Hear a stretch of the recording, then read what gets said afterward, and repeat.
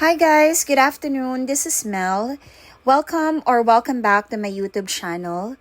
If you're new to this channel, please consider subscribing. So for today's vlog, dadalhin namin kayo dito sa Paniman Beach Resort na matatagpuan sa Puerto Azul, Ternate, Cavite. If manggagaling kayo ng Manila, around 2 to 3 hours ang biyahe depende sa traffic, lalo na kung weekend or holiday. Pero honestly, sulit siya kung gusto nyo ng quick beach getaway na hindi masyadong malayo. Habang papunta kami dito, mapapansin nyo na unti-unting nagiging mas peaceful yung paligid. From busy roads, magiging puro puno na, bundok at fresh na hangin. Pagdating namin dito, ramdam mo agad yung province vibe, tahimik, presko at relaxing. From Puerto Azul na marker, kakanan kayo at around 10 to 15 minutes bago kayo makarating dun sa mismong beach. Ngayon, pagdating naman sa entrance fee, affordable naman siya. For adults, 300 pesos siya per head. And for children na 3 feet below, 150 pesos naman. If gusto niyo naman ng cottage, or I think required yung cottage para may matambayan, tsaka lalagyanan kayo ng gamit, at syempre yung kakainan nyo din, at para makapagpahinga, 500 pesos lang siya per cottage. Ang isa sa maganda dito, walang corkage fee. So, ibig sabihin, pwede kayong magdala ng sarili nyong pagkain, snacks, at drinks. So, kung gusto nyo mag-picnic, mag-ihaw, or maghanda ng sariling baon, walang problema.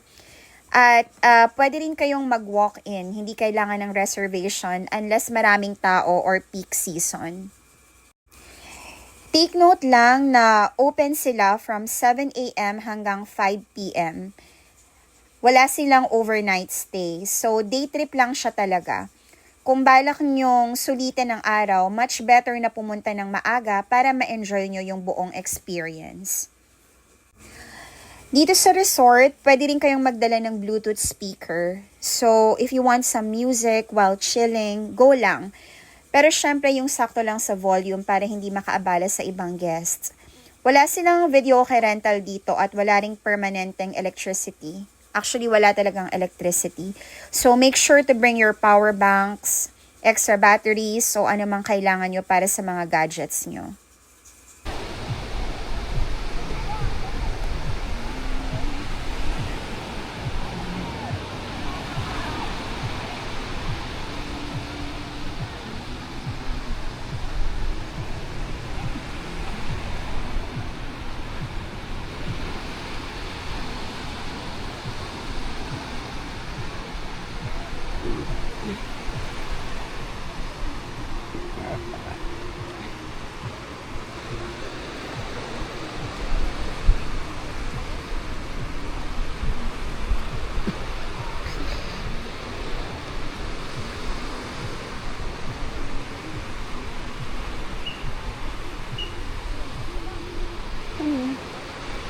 Ay, bawal?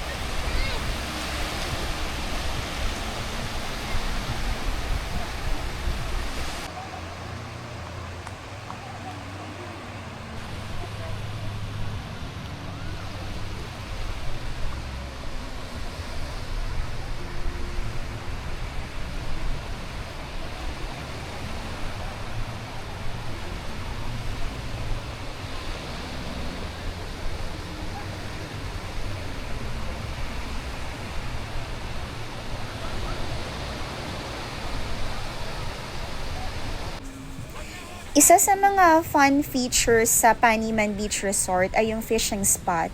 Pwede kayong magdala ng sarili nyong fishing rod at walang additional fee yun. So, for those na mahilig mangisda or gusto lang mag-try, magandang activity siya habang nagre-relax. Kung gusto niyo lang mag-fishing, pwede daw kayo magbayad ng entrance fee lang at di na kumuha ng cottage. At may mga nakita din kami dito ang nagti-tent pitching. I'm not sure kung merong additional fee para sa tent pitching, pero available din siya dito.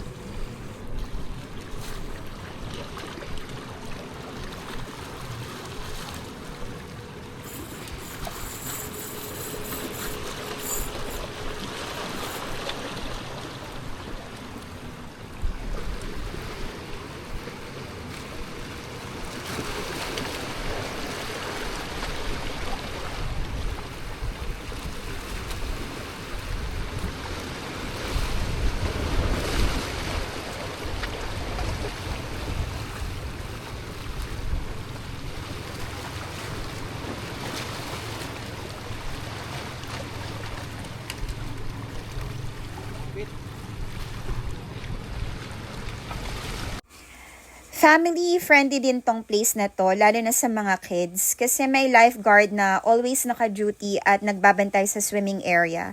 Kaya at least may additional safety. Siyempre, responsibility pa rin ng mga parents na bantayan ng mga bata. Pero malaking bagay na may lifeguard on standby.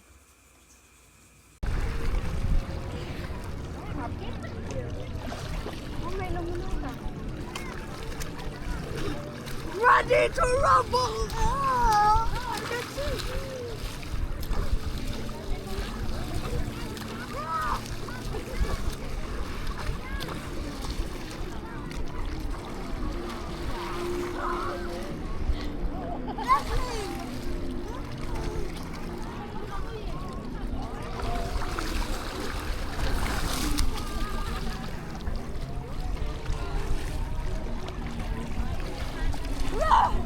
Surprise attack!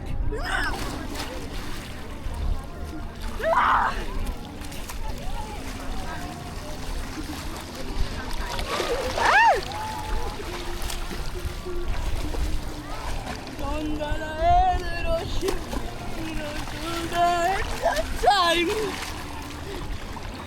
You're gonna die!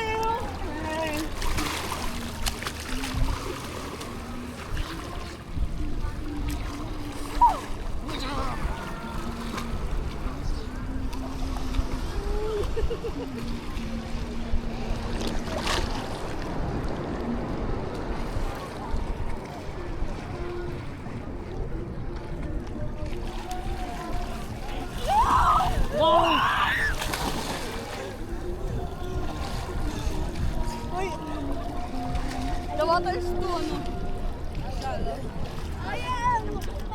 Alat. Alam nga, ang dagat.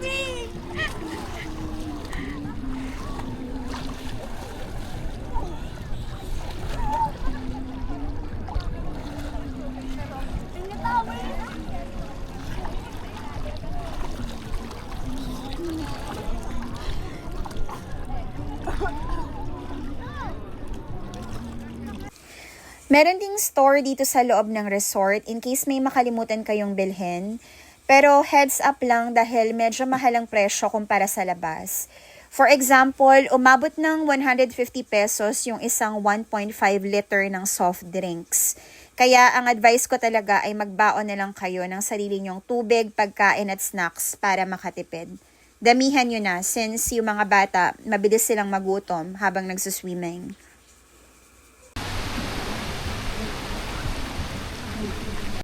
Pagdating naman sa water supply, yung pambanlaw na tubig nila is maalat since malapit talaga siya sa dagat.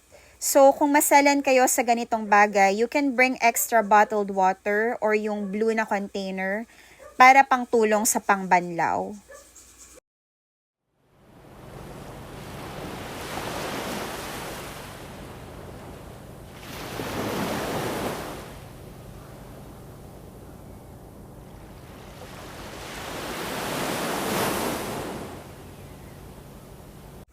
Yun namang CR or comfort room nila is functional naman, meaning pwede mong magamit, pero hindi siya ganun kalinis at kaganda. So, I highly suggest na magdala kayo ng sariling tissue, wet wipes, alcohol, at kahit slippers na pang CR lang.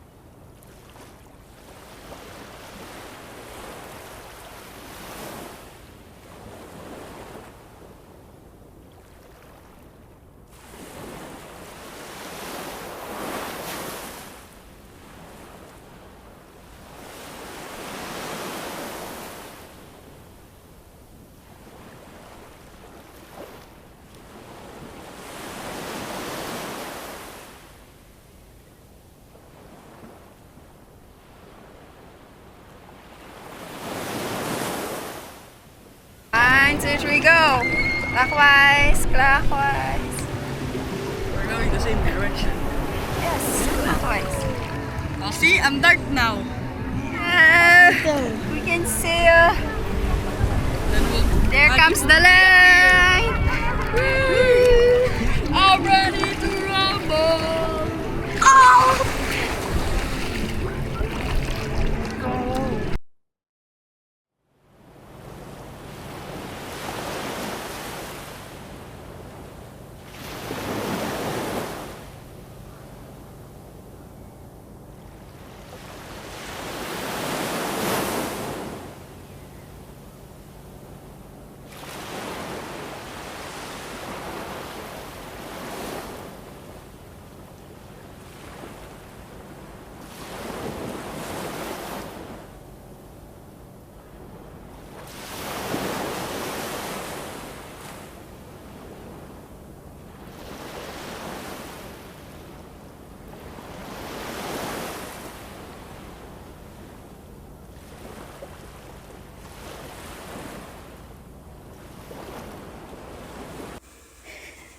If medyo adventurous naman kayo, meron silang boat rental na available. Pwede kayong mag-rent para makapaglibot sa area, mag-picture taking sa mas malalim na bahagi ng dagat, o ma-experience lang yung boat ride with friends or family.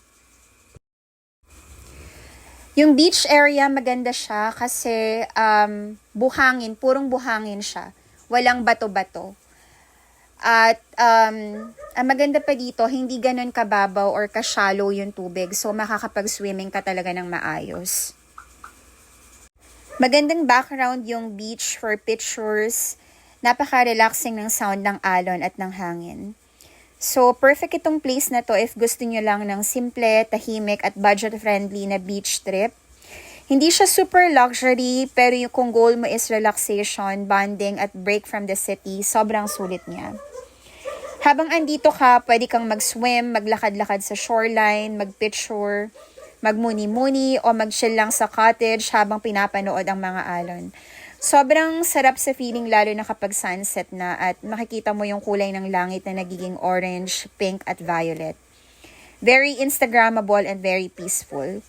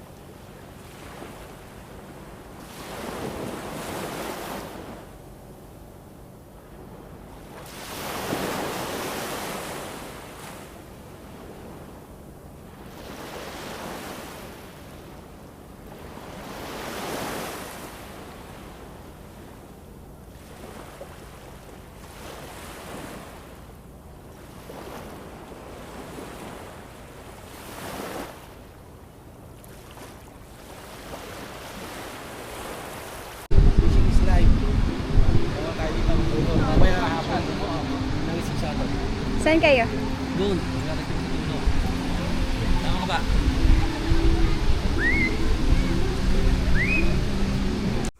Overall, masasabi ko na ang Paniman Beach Resort ay perfect para sa barkada, family bonding, quick day trip, budget travelers, mga gustong tumakas muna sa stress ng city.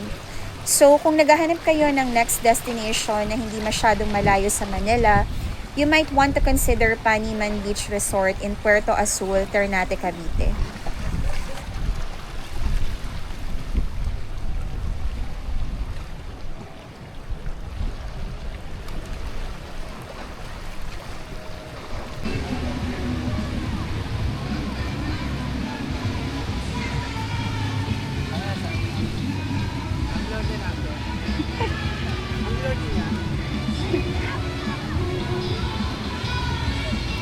Yung mga cellphone ng tatay nilagay ko sa bag.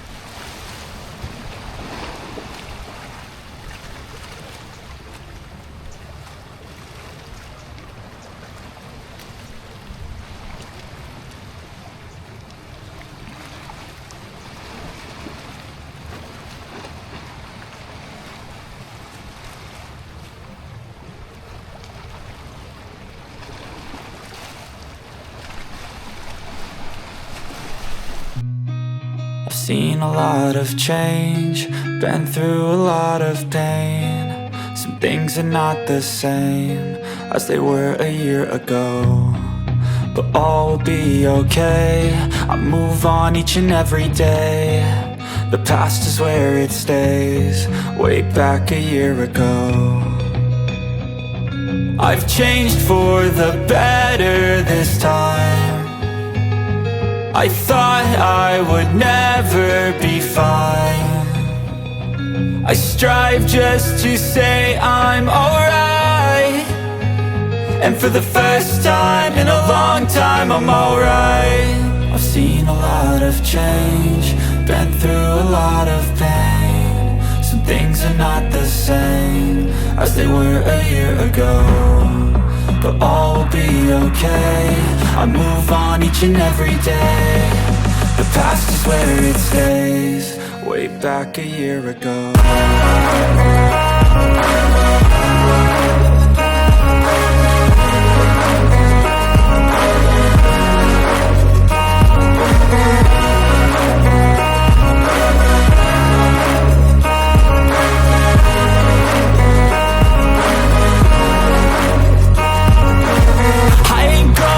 I'm not falling, I'll push all my chips and call all in. I'll bet on myself, you keep stalling. I hear destiny and it's calling. I'll keep my head up high through the downs and lows, and where I'll go in life, still nobody knows. But I'ma choose what's right and take what comes and goes, and ain't no one in life holding me back no more. I've seen a lot of change, been through a lot of pain. Some things are not the same as they were a year ago, but all will be okay. I move on each and every day. Look at this. The past is where it stays, It's like way of two back a year hands. ago.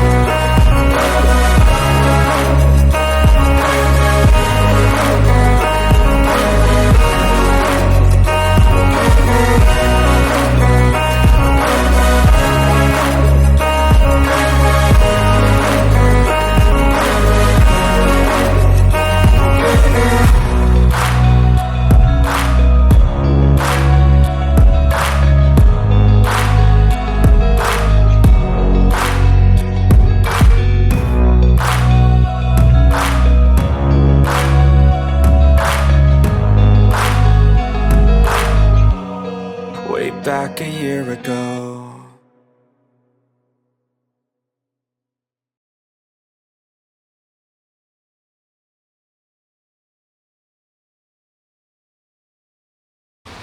Ito guys, part nito, ito yung nasa gilid na ng resort. Ito yung fishing area.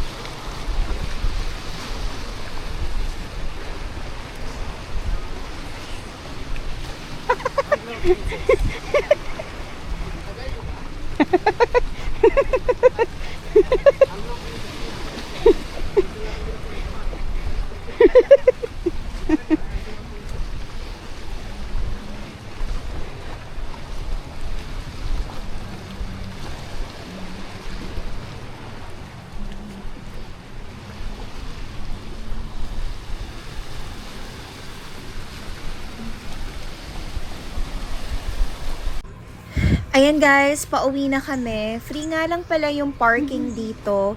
Pero medyo malayo siya dun sa mismong entrance.